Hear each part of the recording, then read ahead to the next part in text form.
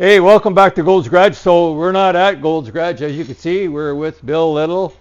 Hi guys. At Belmont Automotive in London, and we're on the way home from playing golf. Alec and I played golf this morning, so we're out of uniform too. So the theme of this video, something we haven't done before.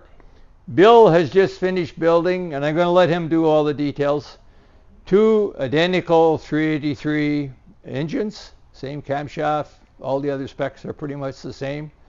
The heads are different. One are USA-made dart heads, and the others are known as Chinese heads. And that's not the whole story, but the end point is we are going to dyno both of these engines. So you tell us when Bill's done explaining everything he did to them, which one's going to make the most power or how much power it's going to make. So let me turn it over to Bill. He can take it from there. Okay, so we have 2 383s, same compression ratio, same cubic inch, same camshaft. The cam is a Comp 12-432-8, so it's 282, 288 advertised, 230, 236 at 50, and with the 1.6 rockers, 544, 555 lifts. So it's pretty healthy. Valve springs set up the same tension. The only difference are the cylinder heads and the intake manifold. So my customer had this engine built previously, and the guy sold him Speedmaster heads and Speedmaster intake. It's a air gap intake, which the intake looks very nice. There's not much wrong with it that I can see, but the heads were terrible. They were supposed to be a 3-angle valve job, and they were a single angle, and they flowed like crap. So I ended up doing a nice valve job, radius under the seat, radius into the chamber, and I cleaned up the chamber a little bit in the short turn. But when I was porting them, I noticed that the short turn looks an awful lot like the way we used to do our 300 horse heads, almost identical. And that's not the way we do stuff anymore. We want a nice curve instead of being laid back too much. And it'll show it in the flow numbers what happens when you do that. So that's the basis on this one. This has got the Dart 8 SHP heads, and I fixed them also. They weren't very nice going into the chamber. So I blended I did a valve job, I blended the top into the chamber and cleaned up the short turn a little bit, and they ended up flowing. I believe the SHPs ended up flowing, so I'm going to give you this at 500 and 600 lift. By the way, Bill, I'll put a screenshot of this. You're describing it? Yes. But I'll put a screenshot so you can see it. Yep, so everything's on the page, on the screenshot. So the SHP ended up 289 at 50 thou. Now the exhaust, I didn't print off an exhaust sheet. The SHP heads flow 230 at 600 on the exhaust. Oh. These heads flow 200. So automatically we're 30 CFM better on the SHP on the exhaust. Will it make more power? Maybe not. Maybe the engine only wants 200 CFM. It'll be interesting. The Speedmaster heads ended up at 500, 271 compared to 289, and at 600 they were 295, and the SHP heads were 287. The swirl on the Speedmaster head was 1600 at maximum lift, 2200 on the SHP. Anyway, it's going to be interesting, and if you look at the flow sheets and you follow it right from 50 thou, which is the first number, you will see in the mid-range the SHP heads flow 30 CFM better at a couple points. That will make more power. Even though the maximum isn't more. Even though the maximum is less, but it's, if you look at where the valve is at 300 and 400, that's pretty much, it'll be close to maximum piston speed about there, and that's where you want that flow number. It catches on the way up and the way down too. On the way down too, exactly. You know, right? So yeah. It's not all about the big peak numbers, but the 3, 4 numbers, 2, 3, 4 on a street cam is the most important. 200 or 300, 400 lift. 200, 300, 400 lift. and that will carry the power longer. Okay, so it's not necessarily because it flows more. It's just overall it flows more, and it can handle more RPM before the port runs out of steam, right? What else here? They're both 1.6 rockers. This engine is going to have a 650 Holly that I rebuilt. That one's got a 750. The intake on this one is a Weiand Speed Warrior, and it's not an air gap type. Weiand makes a very nice intake manifold. They're all done on computer, and they've made some nice smooth runners, and I like that intake.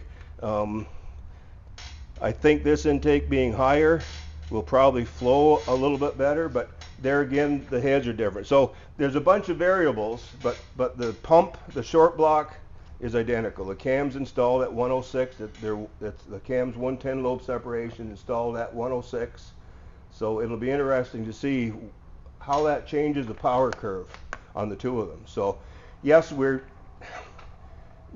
not exactly apples to apples here with pretty darn close, eh? With the carburetors and stuff, but right. You know, I mean, for the viewers, you guys don't always have. You're going to use what you have. So well, also when we get to the dyno, we got a lot of choices for carburetors. If we're going to Daryl's, we could right? put a different. So yeah, we could put the 750 off of this one in on to that one just to compare it to. So we're probably going to make 12 pulls on it to get the timing and the jetting correct and everything.